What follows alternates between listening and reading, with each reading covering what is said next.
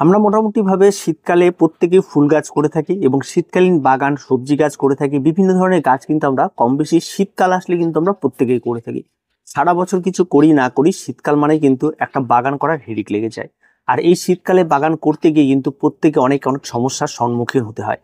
আজকে বাগান করা এবং এই শীতকালে বাগান করার জন্য যে সমস্ত কাজগুলি আপনারা একদমই করবেন না, আর এই সমস্ত কাজগুলি যদি আপনি জানতে পারেন তাহলে কিন্তু আপনার বাগানের গাছ প্রত্যেকটা ভালো থাকবেন, কোনো গাছ কিন্তু নষ্ট হবে না। আর গাছ নষ্ট হয়ে যাওয়ার মূল যে কারণগুলি রয়েছে সেই সমস্ত কারণগুলি নিয়ে আজকের বিস্তারিত আলোচনা। তো পুরোপুরিভাবে অ্যাভয়েড করবেন এই সমস্ত বিষয়গুলিকে, যেগুলি আজকে আমরা টাইম টু টাইম আপনাদের জানিয়ে দেবো। তো পুরো ভিডিওটি স্কিপ না করে আপনাকে আগে দেখতে হবে, তবেই আপনি এই সমস্ত বিষয় থেকে নিস্তার পাবেন।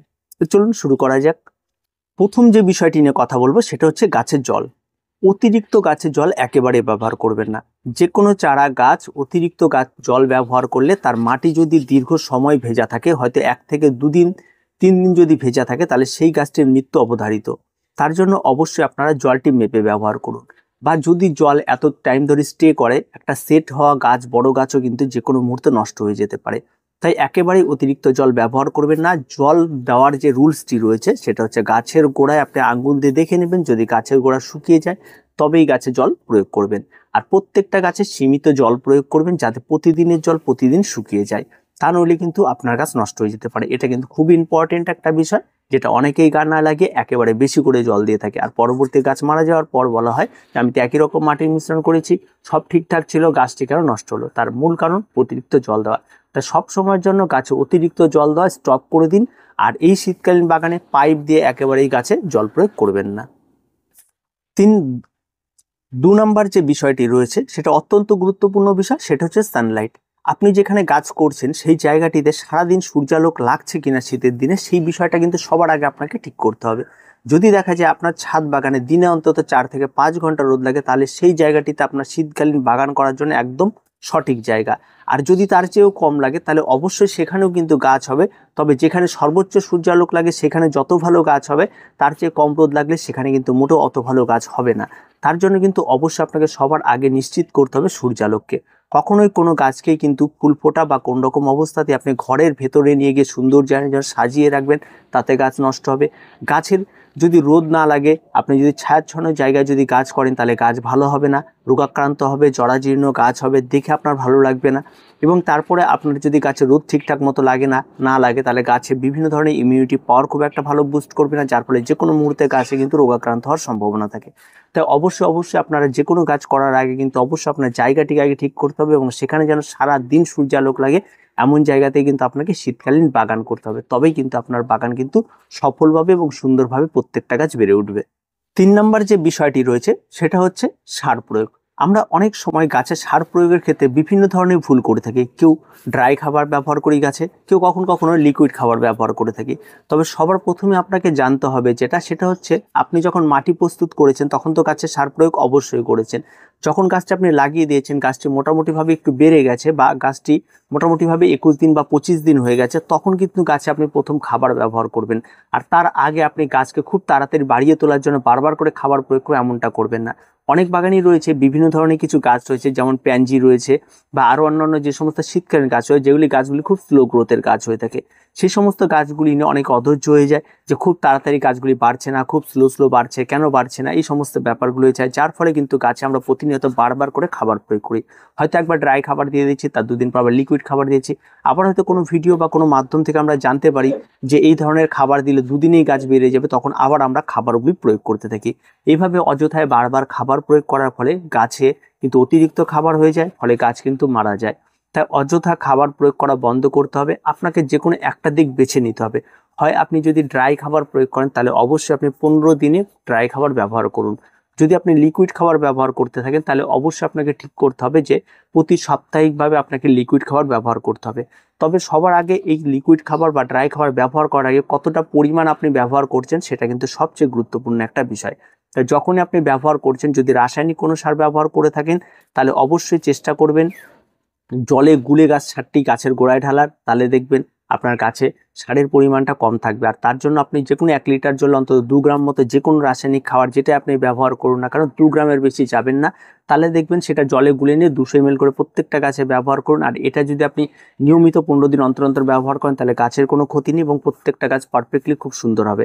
আর সবসময় শীতকালীন গাছের জন্য এনপিকে রেশিও সেম রাখার চেষ্টা করুন, হয় 15-15-15 নাই 20-20-20, এই দুটোর মধ্যে একটা রাখার চেষ্টা করবেন বা এদের মধ্যে ব্যালেন্সটা নষ্ট করার চেষ্টা করবেন না। আর যদি জৈব খাবার দিয়ে থাকেন তাহলে অবশ্যই যখনই আপনি জৈব খাবার তৈরি করুন প্রত্যেকটা গাছের জন্য 1 চামচ, খুব বেশি হলে 2 চামচ, এর বেশি ব্যবহার করবেন না এবং এটাও ঠিক 15 দিন অন্তরই ব্যবহার করবেন, এর বেশি কিন্তু ব্যবহার করবেন। আর যদি লিকুইড খাবার খোল পচা জল বা আপনি সবজি পচা জল ব্যবহার করে থাকেন তাহলে অবশ্যই আপনি চেষ্টা করবেন যে প্রতি সপ্তাহে 1 দিন করে ব্যবহার করা এবং একদম পাতলা করে আপনাকে ব্যবহার করতে হবে। এইভাবে যদি গাছে কন্টিনিউ খাবার প্রয়োগ করেন তাহলে আপনার গাছ একটিও নষ্ট হবে না। আর যদি এছাড়া যদি অতিরিক্ত খাবার বা কোনো কিছু ব্যবহার করেন তাহলে আপনি যদি একজন নতুন বাগানি হয়ে থাকেন, যদি গাছ সম্পর্কে সঠিক নলেজ না থাকে আপনার গাছ নষ্ট হবেই হবে। তাই অবশ্যই গাছ একটা লাগিয়ে দেওয়ার পর গাছ নষ্ট হয়ে গেলে কিন্তু অনেক বাগানের অনীহা তৈরি হয় যে গাছ আর করা যাবে না, নষ্ট। তাই আপনি বিভিন্ন ধরনের ভিডিও, বিভিন্ন মাধ্যম, বিভিন্ন কিছু জানার চেষ্টা করে আপনি ভীষণ রকমভাবে পাজেল হয়ে যাবেন। তাই অবশ্যই চেষ্টা করবেন একটা সঠিক তথ্য আমাদের চ্যানেলে আপনারা পেয়ে যাবেন এবং এই তথ্য অনুযায়ী যদি আপনারা করতে পারেন গাছ, একটি গাছও কিন্তু মারা যাবে না। তো অবশ্যই আপনাকে ফার্টিলাইজারের বিষয়টা কিন্তু খুব গুরুত্বপূর্ণের সঙ্গে বিবেচনা করে আপনাকে দেখতে হবে। আর যদি ফার্টিলাইজার নিয়ে কোনো সমস্যা হয়ে থাকে তাহলে অবশ্যই কমেন্ট বক্সে কমেন্ট করুন, আপনার অ্যান্সার পেয়ে যাবেন। 4 নম্বর যে গুরুত্বপূর্ণ বিষয়টি রয়েছে সেটা হচ্ছে রোগ পোকামাকড়। গাছ লাগালে রোগ পোকামাকড় হবেই, তার জন্য অবশ্যই আপনাকে খেয়াল রাখতে হবে যে গাছে কোন সময় থেকে স্টার্টিং রোগটা হয়েছে। যদি কোনো গাছের প্রতি আপনি প্রতিনিয়ত নজর রাখেন তাহলে সবার প্রথমে আপনি দেখতে পাবেন কোনো গাছে পাতা খেয়ে ফেলেছে, তাহলে আপনাকে দেখতে হবে যে গাছে আশেপাশে কখনো পাতা খেয়েছে কিনা। তবে আপনি যদি খেয়াল করেন তাহলে গাছে নিশ্চয়ই পেস্টের উপদ্রব থাকবে, তো সেই পেস্টকে আপনি গাছেই পেয়ে যাবেন। আর যদি না পেয়ে থাকেন তাহলে অবশ্যই আপনার মাথায় আসতে হবে যে এটাকে কোনো একটা পেস্টের আক্রমণ ঘটেছে। আবার অনেক সময় দেখা যায় পাতায় বিভিন্ন ধরনের দাগ দেখা যায়, এই সমস্ত কিছু হতে পারে, তার জন্য অবশ্যই আপনাকে পেস্টিসাইড স্প্রে করতে হবে। তবে যেটা নিয়মিত বিষয় থাকে যে আপনি কখনো গাছের রোগ ধরলো দেখে আপনি পেস্টিসাইড স্প্রে করবেন এবং গাছে পোকা ধরেছে দেখে আপনি কোন রকম একটা ওষুধ স্প্রে করবেন, তেমনটা না করে আপনি যদি একটা নির্দিষ্ট রুলস অনুযায়ী আপনি গাছ লাগানোর পর চলেন যে 15 দিন অন্তর আমি প্রতি 15 দিন অন্তর একদিন পেস্টিসাইড স্প্রে করবো এবং তার 15 দিন অন্তর আমি আবার ফাঙ্গিসাইড স্প্রে করবো। এভাবে যদি আপনি কন্টিনিউ করেন গাছে পোকা ধরুক বা না ধরুক তাহলে আপনার কাছে কোনো রকমের কোনো রোগ পোকামাকড় ধরবে না। রোগ পোকামাকড় ধরে যাওয়ার পর যখন আমরা গাছেগুলি স্প্রে করি সেক্ষেত্রে কি হয়, সেই সমস্ত রোগ অলরেডি ধরে যায় এবং সেগুলি স্প্রে করার পরে সেগুলিকে অনেকটা সময় নেয় কাজ করতে, ফলে গাছের বৃদ্ধি অনেকটা সময় গ্রোথটা একদম সম্পূর্ণভাবে থেমে যায় এবং পরবর্তীতে অনেক সময় আবার এমনও দেখা যায় ওষুধে ঠিকঠাক কাজ করলো না, সেক্ষেত্রে কিন্তু অনেক সমস্যা হয়। তাই আমরা মূলত বাগান করার সময় আমরা সব সময়ের জন্য করি যে কীটনাশক হিসাবে আপনারা মোটামুটিভাবে সুপার কিলার খুব নর্মাল একটা রেঞ্জের পাওয়া যায় এবং নর্মালি ভালো একটা জিনিস পাওয়া যায়। আর ফাঙ্গিসাইড হিসাবে আমরা সাবকে প্রিফার করি বা ব্লাইটক্স, এগুলি ব্যবহার করতে বলি। এগুলি যদি আপনি নিয়মিত ব্যবহার করেন এগুলির কাজ হচ্ছে প্রথম অবস্থাতে আপনাকে আটকে রাখবে, পোকামাকড়কে আসতে দেবে না। পোকামাকড় আসার পরে আপনি স্প্রে করলে মানে তেমনটা আপনি রিকভার করতে পারবেন, তবে সেক্ষেত্রে গাছটা অনেকটা সময় এসে ক্ষতি হয়, অনেকটা স্লোলি গ্রোথ হয়ে যায়, সেক্ষেত্রে আপনারও খারাপ লাগবে সেটা দেখে। তো অবশ্যই আপনারা নিয়মিত গাছে কিন্তু এই কাজগুলি করবেন। আর সব সময় কিন্তু গাছে দেখার পরেও বিভিন্ন ধরনের পেস্টিসাইড এবং অ্যান্টিফাঙ্গাল বারবার করে স্প্রে করে দিচ্ছি, বিভিন্ন ধরনের স্প্রে করে দিচ্ছি, তাও কেন ঠিক হচ্ছে না এমনটা নয়। কিছু রোগ পোকামাকড় এমন রয়েছে যেটা গাছে ধরে যাওয়ার পর আপনি হাজার স্প্রে করে সেটাকে আর রিকভার করতে পারবেন না, এটা কিন্তু আপনাকে মাথায় রাখতে হবে। তার জন্য আপনাকে ফার্স্ট স্টেজে এসে যে কোনো ওষুধ প্রয়োগ করতে হবে বা আপনি বাগান করার জন্য নির্দিষ্ট বেশ কয়েকটি একটা পোকা মারা এবং একটা ফাঙ্গিসাইড রেখে দেবেন এবং এটা আপনার কাছে ধরুক বা না ধরুক আপনি যদি নিয়মিত এটা ব্যবহার করতে পারেন তাহলে আপনার কাছে কোনো রোগ পোকামাকড়ই হবে না। 5 নম্বর যে বিষয়টি নিয়ে কথা বলবো সেটা হচ্ছে সৌন্দর্যায়নের বিষয়। আপনার কাছে ফুল ফুটেছে, আপনার বেশ সুন্দর লাগছে এবং সেই গাছটিকে আপনি তুলে নিয়ে ঘরের ভেতরে কোথাও একটা জায়গায় সৌন্দর্যায়নের জন্য আপনি রেখে দিলেন। এই যে গাছকে একটা জায়গায় ছিল তারপর হঠাৎ করে গাছকে অন্য একটা জায়গায় নিয়ে গেলেন, গাছের যে তাপমাত্রার একটা পরিবর্তন তাতে গাছের উপর বড় এফেক্ট পড়ে। আপনাকে যদি আজকে গরম একটা জায়গা থেকে হঠাৎ করে ঠান্ডা একটা জায়গায় রেখে দেওয়া যায় তাহলে আপনারও শরীরে তাপমাত্রা পরিবর্তন, আপনার সর্দি কাশি হাঁচি এই সমস্ত কিছু হতে পারে। কারণ তাপমাত্রা হঠাৎ করে পরিবর্তন সেটা আমরা যেমন নিতে পারি না, গাছেরও সেরকম হঠাৎ করে পরিবর্তনটা গাছও নিতে পারে না। হয় গাছটি সেখানে গিয়ে যাওয়ার পরে ঝিমিয়ে যেতে পারে বা গাছটি সেখানে সুস্থ থাকলে ধীরে ধীরে ধীরে ধীরে সে গাছটি কিন্তু নষ্ট হয়ে যাবে, বা যেই ফুলটি আপনার ফুটেছিল সেই ফুলটি কিন্তু আস্তে আস্তে ফেড হয়ে যেতে পারে, বা যেই ফুলটি ফুটেছিল সেই ফুলটি কিন্তু নষ্ট হয়ে যেতে পারে। তাই অবশ্যই আপনি যেই জায়গাটিতে সারা বছর গাছ করছেন সেখানেই গাছটি ফুল ফোটার পরেও রাখার চেষ্টা করবেন, একদম এন্ড অফ দ্য ডে পর্যন্ত সেখানেই থাকবে। তার জন্য কিন্তু কখনোই তাকে জায়গা পরিবর্তন বা কোনো কিছু করবেন না। যদিও একই রকম পরিবেশ থাকে তবে আপনি পরিবর্তন করতে পারেন, তাতে কোনো সমস্যা নেই। তাই আপনাকে অবশ্যই সেই জিনিসটাকে খেয়াল রাখতে হবে। তারপরে কিন্তু আপনাকে সেই জায়গাটি বুঝে আপনাকে প্রয়োগ করতে হবে। অনেক সময় দেখা যায় অনেকের ছাদ বাগানে এসির কম্পোজার লাগানো থাকে, সেটার গরম হাওয়াটি আপনার গাছে লাগছে, সে সমস্ত যেন না হয় সেটা খেয়াল রাখবেন। অনেকে মনে করে যে শীতকালীন ইনডোর প্ল্যান্ট রয়েছে বা শীতকালীন গাছ একটু ঘরের ফ্যানের হাওয়াতে লাগিয়ে রাখি বা একটু ঘরের হিটারে লাগিয়ে রেখে দিই, তাতে গাছগুলি ভালো থাকবে, এমনটা কখনোই করবেন না, এতে কিন্তু গাছ নষ্ট হবে।